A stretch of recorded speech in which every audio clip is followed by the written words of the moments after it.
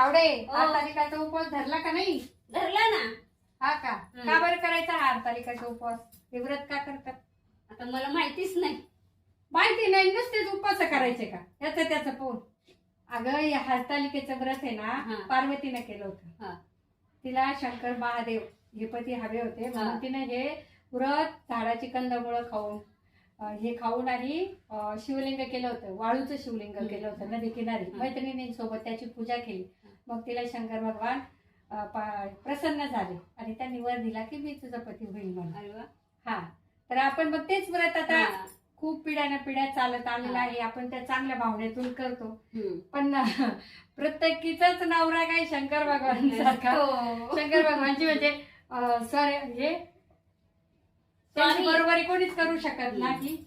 पण एक जी स्त्री उपवास करते ना, तिची भावना त्या पाठीमागची खूप चांगली असते, शुद्ध असते.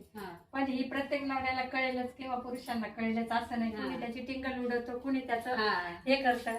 तर बायको ना नेहमी दुसऱ्यासाठीच व्रत वैकल्य करत असते, स्वतःसाठी तिचं एकही व्रत वैकल्य नसतं बघा. ती मुलांसाठी करेल, नवऱ्यासाठी करेल, घरादारासाठी करेल, सगळ्यांच्या सुखासाठी, आरोग्यासाठी, समृद्धीसाठी सगळे व्रत करेल. पण तिचं स्वतःसाठी एकही व्रत नाही.